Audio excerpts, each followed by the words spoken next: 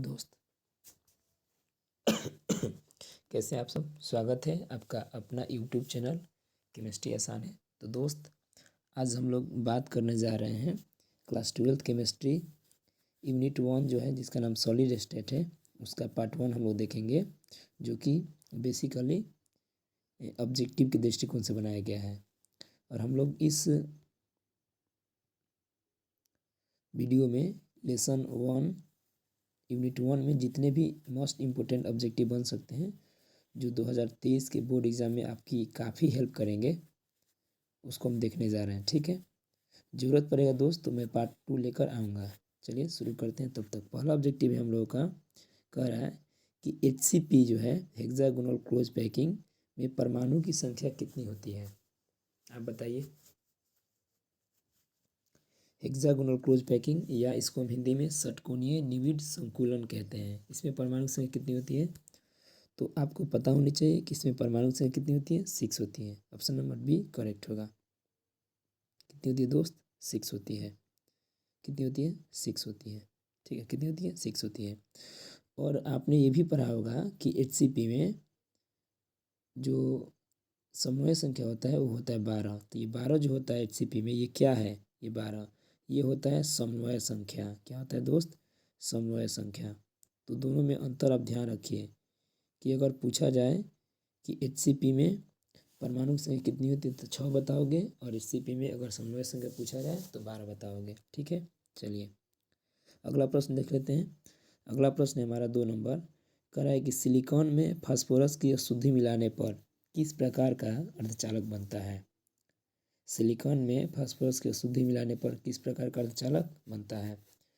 तो आपको पता होगा सिलिकॉन जो है वर्ग 14 का तत्व है। ठीक है, और फास्फोरस जो है वर्ग 15 का तत्व है।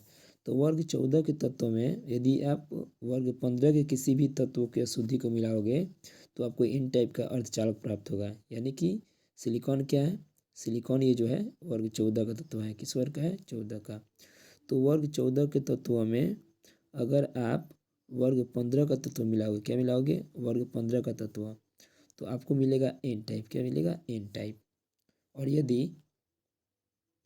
यदि वर्ग 14 के तत्व में वर्ग 13 का तत्व मिलाओगे, क्या मिलाओगे, वर्ग 13 का तत्व, तो आपको मिलेगा पी टाइप अर्धचालक। ठीक है, वर्ग 13 के तत्व जैसे हो गया आपका एल्युमिनियम हो कह सकते हो, ये अगर आप मिलाते हो एल्युमिनियम को तो आपको मिलेगा पी टाइप। और यदि वर्ग 14 के तत्व में वर्ग 15 का तत्व जैसे फास्फोरस, नाइट्रोजन इत्यादि मिलाते हो तो आपको मिलेगा एन टाइप। ठीक है दोस्त, चलिए अगला प्रश्न देखते हैं। अगला प्रश्न हमारा 3 नंबर कह रहा है कि Na2O में Na की समन्वय संख्या कितनी है। तो ये तो आपको याद होनी चाहिए, Na2 में Na की समन्वय संख्या कितनी होती है, 4 होती है। इंपॉर्टेंट प्रश्न है। ठीक है, चलिए अगला प्रश्न देख लेते हैं। अगला प्रश्न है कि किस प्रकार के जालक में ब्रेबे जालकों की संख्या अधिकतम होती है। किस प्रकार के क्रिस्टल में, यहाँ क्रिस्टल लिखना चाहिए, इसको ज़्यादा बेहतर होता है कि किस प्रकार के क्रिस्टल में, किस प्रकार के, इसको काट के यहाँ क्रिस्टल लिखा होता है तो ज़्यादा बेहतर होता है। किस प्रकार के क्रिस्टल में ब्रेबे जालकों की संख्या अधिकतम होती है। तो ये इसका आंसर हो जाएगा, क्या होगा आप बताओ। इसका आंसर हो जाएगा ऑर्थोरम्बिक। क्या होगा दोस्त, ऑर्थोरम्बिक में ब्रेबे जालकों की संख्या अधिकतम होती है। ठीक है, यहाँ से एक और प्रश्न आप याद रखोगे कि जो मूल क्रिस्टल की संख्या होती है, जो मूल क्रिस्टल की होती है संख्या, मूल क्रिस्टल। ठीक है दोस्त, जो मूल क्रिस्टल की संख्या होती है वो मूल क्रिस्टल कितने होते हैं। तो आपको पता होगा कि मूल क्रिस्टल की संख्या 7 होती है। कितनी होती है, मूल क्रिस्टल की संख्या 7 होती है। और इन 7 क्रिस्टल से लगभग 14 प्रकार का ब्रेबे जालक बनाया जा सकता है। कितने प्रकार का, 14 प्रकार का ब्रेबे जालक बनाया जा सकता है। इसलिए अधिकतम जो जालक होते हैं ब्रेबे जालक वो 14 होते हैं और मूल क्रिस्टल 7 होते हैं। और उनमें सबसे ज़्यादा जो ब्रेबे जालक होते हैं वो ऑर्थोरम्बिक में होते हैं। चलिए अगला प्रश्न देख लेते हैं। अगला प्रश्न है कि BCC में किनारे की लंबाई का मतलब क्या हुआ, यहाँ देख सकते हो आप, लिखा हुआ है BCC में किनारे की लंबाई, इसको संकेत में बोलते हैं A। और उसकी परमाणु की त्रिज्या या गोले की त्रिज्या कह लो, इसको हम बोलते हैं R। तो कह रहा है बेसिकली कि BCC में परमाणु की त्रिज्या और जो किनारे की लंबाई होती है उसमें क्या संबंध है। बीसीसी का मतलब क्या हुआ, body centred cubic unit cell, या इसको हम लोग हिंदी में पिंड केंद्रित घनाकार एकक कोशिका कहते हैं। ठीक है, तो बीसीसी में ए और आर के बीच में क्या संबंध होता है, तो बीसीसी में ए और आर के बीच में जो संबंध होता है वह होता है 4r बराबर रूट अंडर 3 है, जो कि ऑप्शन नंबर ए सही दिया है। ऑप्शन नंबर ए क्या हो जाएगा, 4r बराबर रूट अंडर 3 है, ये करेक्ट आंसर है। अब यहाँ एक और बात ध्यान रखोगे, ये बीसीसी में करा ना, अगर हम बात करते हैं एफसीसी में, क्या बात करते हैं कि एफसीसी में क्या होता है, तो एफसीसी में भी किनारे की लंबाई और उसकी जो परमाणु त्रिज्या होता है उसमें जो संबंध होता है वो होता है 4r बराबर रूट अंडर, ओ दोस्त सॉरी सॉरी सॉरी मिस्टेक हो रहा है, ये जो हमारा बीसीसी में किनारे की लंबाई और उसकी परमाणु की त्रिज्या में जो संबंध होता है वो होता है 4r बराबर रूट अंडर 2a। कितना होता है दोस्त, 4r बराबर रूट अंडर 2a। मैं इसको थोड़ा कट कर रहा हूँ, 4r बराबर रूट अंडर 2a होता है। क्या होता है दोस्त, बीसीसी में किनारे की लंबाई, बीसीसी में किनारे की लंबाई और गोले की जो त्रिज्या में संबंध होता है वो क्या होता है 4r बराबर रूट अंडर 2a। क्या होता है दोस्त, 4r बराबर रूट अंडर 2a। और अगर हम बात करते हैं एफसीसी में, तो एफसीसी में कितना होता है 4r बराबर रूट अंडर 3 है, 4r बराबर रूट अंडर 3 है। तो आप ये ध्यान रखोगे कि बीसीसी में 4r बराबर रूट अंडर 2a होता है और एफसीसी में 4r बराबर रूट अंडर 3 होता है। ये किसका है, ये है आपका ये वाला जो संबंध है, ये है एफसीसी का। ठीक है, किसका है, एफसीसी का। हमें क्या पूछा गया है, बीसीसी, तो बीसीसी में क्या होता है 4r बराबर रूट अंडर 2a, यह है बीसीसी का। सॉरी दोस्त मिस्टेक हो गया था। चलिए अगला प्रश्न देखते हैं। हमारा अगला प्रश्न है कि hexagonal close packing, hexagonal close packing की हमने बात अभी ऊपर किया था। हेक्सागोनल क्लोज पैकिंग, ये देखिए इसको बोलते हैं शॉर्ट फॉर्म में एचसीपी। क्या कहते हैं, एचसीपी। तो वही कह रहा है कि हेक्सागोनल क्लोज पैकिंग यानी कि एचसीपी में परमाणु की उप सहसंयोजन संख्या या कह लो आप समन्वय संख्या कितनी होती है। तो अभी दोस्त हमने बात किया कि हेक्सागोनल क्लोज पैकिंग में जो उप सहसंयोजन संख्या होती है वो आपको पता होनी चाहिए, कितनी होती है, 12 होती है। बहुत इंपॉर्टेंट प्रश्न है, काफ़ी बार आपने देखा होगा क्वेश्चन बैंक में या किसी न किसी एग्जाम में, लाइक सेंटअप एग्जाम में भी पूछा गया होगा। और यदि हम बात करते हैं एचसीपी में परमाणु की संख्या, तो एचसीपी में परमाणु की संख्या कितनी होती है, अभी मैंने ऊपर बताया था 6 होती है। कितनी होती है, 6 होती है। जबकि अगर बात करेंगे गोले उप सहसंयोजन संख्या तो ये 12 होती है। चलिए अगला प्रश्न देख लेते हैं। अगला प्रश्न कह रहा है कि किसे अतिस्थिति द्रव कहा जाता है। ऑप्शन दिए हुए कांच, हीरा, ग्रेफाइट और सोडियम क्लोराइड। तो एकदम सिंपल सा सवाल है, आपने 2 नंबर में पढ़ा होगा कि कांच को अतिस्थिति द्रव कहा जाता है, सुपर कूल्ड लिक्विड क्यों कहते हैं। ये 2 नंबर में पढ़ना होता है, लघुत्तरी में दिया हुआ है। तो आप बेसिकली ऑब्जेक्टिव में याद रखेंगे कांच को अतिस्थिति द्रव कहा जाता है। चलिए अगला प्रश्न देखते हैं। अगला प्रश्न है निम्नलिखित में कौन फेरोचुंबकीय है। जैसे पदार्थ होते हैं ना प्रतिचुंबकीय, अनुचुंबकीय, तो इसमें कह रहा है कि फेरोचुंबकीय कौन है। तो आप याद रख लेना, अच्छी से क्वेश्चन है, शायद आपके सेंटर एग्जाम में आया हुआ था प्रश्न है। फेरोचुंबकीय कौन होता है, Fe3O4 होता है। कौन होता है दोस्त, Fe3O4।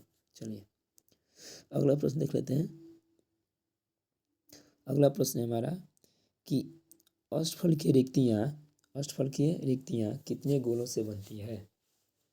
अष्टफलकीय रिक्तियाँ कितने गोलों से बनती है। तो आपको पता होना चाहिए कि अष्टफलकीय रिक्तियाँ जो होती है वो 6 गोलों से बनती है। कितने गोलों से, 6 गोलों से। जबकि अगर बात करेंगे चतुष्फलकीय रिक्तियों की, तो चतुष्फलकीय रिक्तियाँ 4 गोलों से बनती है। कितने गोलों से, 4 गोलों से। जबकि अष्टफलकीय रिक्तियाँ 6 गोलों से बनती है, ध्यान रखिएगा। चलिए अगला प्रश्न देख लेते हैं। अगला प्रश्न है एचसीपी याद आ रहा है, अभी हमने ऊपर बात किया था दोस्त, एचसीपी अभी हमने ऊपर बात किया था, जिसका मतलब होता है षटकोणीय निविड़ संकुलन या हेक्सागोनल क्लोज पैकिंग। तो कह रहा है एचसीपी में चतुष्फलकीय एवं अष्टफलकीय रिक्तियों की संख्या क्या है। तो आपको पता है कि एचसीपी में जो परमाणु की संख्या होती है वो 6 होती है। ठीक है, परमाणु की संख्या कितनी होती है दोस्त, 6 होती है, अभी हमने ऊपर पढ़ा था। तो जो चतुष्फलकीय रिक्ति की संख्या होती है वो परमाणु की संख्या की दोगुनी होती है। कितनी होती है, दोगुनी होती है। अष्टफलकीय रिक्ति की संख्या परमाणु की संख्या के बराबर होती है। तो आप बताओ चतुष्फलकीय रिक्ति की संख्या कितनी हो जाएगी, तो चतुष्फलकीय रिक्ति की संख्या 6 हो जाएगी और चतुष्फलकीय रिक्ति की संख्या 12 हो जाएगी, क्योंकि चतुष्फलकीय रिक्ति की संख्या परमाणु की संख्या का 2 गुना होता है और अष्टफलकीय रिक्ति की संख्या बराबर होती है। तो चतुष्फल की रिक्ति की संख्या 12 हो जाएगी और अष्टफल की रिक्ति की संख्या, तो 12 और 6 किसमें दिया है? ऑप्शन नंबर डी में। D is the correct answer. अगला प्रश्न देखते हैं। अगला हमारा प्रश्न है, कह रहा है कि यदि आर प्लस बट्टा आर माइनस बराबर 0.225 हो तो धातु की समन्वय संख्या है। कितनी होगी समन्वय संख्या? तो अगर आपने पढ़ा होगा अच्छे से कॉन्सेप्ट को, तो आपको पढ़ाया गया होगा कि आर प्लस बट्टा आर माइनस बराबर यदि 0.225 हो तो ये वाला जो संबंध होता है ये होता है चतुष्फल की रिक्ति में। किस रिक्ति में होता है? चतुष्फल की रिक्ति में। और आपको पता होगा कि चतुष्फल की रिक्ति में समन्वय संख्या कितनी होती है? 4 होती है। तो 4 इज द करेक्ट आंसर, यानी कि ऑप्शन नंबर ए सही है। इसी प्रकार एक और सवाल यहाँ बन सकता है कि यदि आर प्लस बटा आर माइनस बराबर कितना दिया हो? 0.225 न देकर 0 दशमलव कितना 414 कितना दिया हो? 0.414 दिया हो, 0.414 दिया हो। तो अगर आर प्लस बटा आर माइनस बराबर 0.414 दिया हो तो ये होता है आपका, ये जो संबंध दिखा रहा है ये संबंध होता है आपका अष्टफल की रिक्ति में। इसलिए उस समय इस स्थिति में कोऑर्डिनेशन नंबर कितना हो जाएगा? 6 हो जाएगा। इस स्थिति में कोऑर्डिनेशन नंबर 6 हो जाएगा। अभी कितना होगा? इस कंडीशन में 4 होगा क्योंकि चतुष्फल की का है। चलिए अगला प्रश्न देखते हैं। अगला प्रश्न है, कह रहा है कि निम्नलिखित में कौन आयनिक क्रिस्टल है? आयनिक क्रिस्टल का मतलब क्या होता है दोस्त? जो कि आयनों से बने होते हैं, धन आयन और ऋण आयन। तो आपको पता है ये भी होगा, ये भी होगा, ये भी होगा। तो इसका करेक्ट आंसर क्या हो जाएगा? Option number D. अगला प्रश्न देखते हैं जल्दी से। अगला प्रश्न है हमारा कि क्रिस्टलीय ठोस की प्रकृति होती है, यानी क्रिस्टलीय ठोस कैसे होते हैं, किस प्रकृति के? समदैशिक, विषमदैशिक, दोनों है या कोई नहीं? ये होगा दोस्तों समदैशिक। इसमें को आप जोड़ लीजिएगा, ये समदैशिक है। तो किस प्रकृति के होते हैं? तो क्रिस्टलीय ठोस होते हैं ये होते हैं विषमदैशिक प्रकृति के। किस प्रकृति के? विषमदैशिक। जबकि अक्रिस्टलीय ठोस समदैशिक प्रकृति के होते हैं। चलिए याद रखिएगा। हमारा अगला प्रश्न है कि किस दोष के कारण क्रिस्टल घनत्व कम हो जाता है? तो ये आप कमेंट करके बताइएगा। ये बहुत ही आसान सा प्रश्न है, काफ़ी एग्जाम में पूछा गया है। चलिए अगला प्रश्न हम देखते हैं। कौन प्रतिचुंबकीय है? जल, बेंजीन, नमक और सभी। तो आप याद रखिएगा कि इसमें से सभी का सभी प्रतिचुंबकीय होता है। ये सभी के सभी क्या हैं? सभी के सभी प्रतिचुंबकीय हैं। सभी के सभी क्या हैं? सभी के सभी प्रतिचुंबकीय हैं, यानी कि ऑप्शन नंबर डी करेक्ट हो जाएगा। ठीक है, चलिए अगला प्रश्न देखते हैं। कह रहा है कि निम्नलिखित में कौन धातु की तरह विद्युतीय गुण दर्शाता है? तो धातु की तरह विद्युतीय गुण कौन दर्शाता है? ये दर्शाता है क्रोमियम का ऑक्साइड, यानी कि CrO2 जो होता है, जो भी है, सॉरी, क्रोमियम का ऑक्साइड CrO2 जो है ये धातु की तरह विद्युतीय गुण को दर्शाता है। ठीक है, ये भी आप याद रख लीजिएगा। अगला प्रश्न है कि चुंबकीय घूर्णन की इकाई है। तो चुंबकीय घूर्णन की इकाई क्या है? बोर, मैग्नेट्रॉन, वेबर, फैराडे या इनमें से सभी। तो चुंबकीय घूर्णन को हम लोग मापते हैं बोर मैग्नेट्रॉन में। किस में मापते हैं? बोर मैग्नेट्रॉन में। ए इज द करेक्ट आंसर। अगला प्रश्न है हमारा, घनाकार क्रिस्टल में ब्रेबेज जालों की संख्या होती है। तो घनाकार क्रिस्टल में ब्रेबेज जालों की संख्या कितनी होती है? तो घनाकार क्रिस्टल में बताइए आप। 2, 6, 3, 4। घनाकार क्रिस्टल में ब्रेबेज जालों की संख्या होती है 3। आप बताओ कुल कितने प्रकार के ब्रेबेज जालक हैं?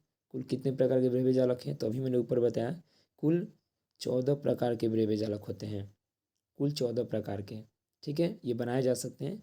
और मूल क्रिस्टल कितने होते हैं? मूल क्रिस्टल, तो मूल क्रिस्टल आपको मैंने बताया था अभी, मूल क्रिस्टल 7 होते हैं और इन 7 की सहायता से 14 प्रकार के ब्रेबेज जालक बनाए जा सकते हैं। और इसी प्रकार जो घनाकार में इनकी संख्या होती है 3। ठीक है, अगला प्रश्न देखते हैं कि निम्नलिखित में किसमें फ्रेंकल और सर्ट की दोनों दो संभव है? तो आप याद रख लीजिए, एक्सेप्शनल केस है ये। AgBr एक ऐसा यौगिक है जिसमें फ्रेंकल और सर्ट की दोनों दो संभव है। ठीक है, याद रख लीजिएगा इसको। चलिए अगला और लास्ट प्रश्न देखते हैं हम लोग। 20 नंबर है, यदि गोलों की संख्या n हो तो चतुष्फल की रिक्तियों की संख्या कितनी होगी? तो अभी मैंने आपको बताया कि गोलों की संख्या या परमाणुओं की संख्या जो होती है वो चतुष्फल की रिक्तियों की संख्या की, यानी जो चतुष्फल की रिक्ति की संख्या होती है, जो चतुष्फल की रिक्ति की संख्या होती है, जो चतुष्फल की रिक्ति की संख्या होती है, ये गोलों की संख्या की 2 गुनी होती है। कितनी होती है दोस्त? 2 गुनी होती है। यानी कि गोलों की संख्या n है तो चतुष्फल की रिक्ति की संख्या 2n हो जाएगा, यानी कि ऑप्शन नंबर ए करेक्ट है। और इसी प्रकार अगला प्रश्न, यदि गोलों की संख्या n दिया हो और यदि अष्टफल की रिक्तियों की संख्या पूछ लें तो भी कितना हो जाएगा? n हो जाएगा, क्योंकि गोलों की संख्या और अष्टफल की रिक्तियों की संख्या बराबर होती है। जबकि चतुष्फल की रिक्तियों की संख्या गोलों की संख्या की दोगुनी होती है। तो इस प्रकार दोस्त हमारा आज का यूनिट 1 का फर्स्ट वीडियो है ऑब्जेक्टिव सीरीज़ का, ये ख़त्म होता है। और इसी प्रकार हम लोग कंटिन्यू रहेंगे। आप भी हमारे साथ जुड़े रहिए और अपना प्यार स्नेह बनाए रखें। चैनल को सब्सक्राइब कर लीजिएगा और अगले वीडियो में हम लोग इसका पार्ट 2 देखेंगे। यदि आपको अच्छा लगा तो पार्ट 2 में लाऊंगा। और इसी तरह हम लोग ऑब्जेक्टिव का सीरीज चलाएंगे।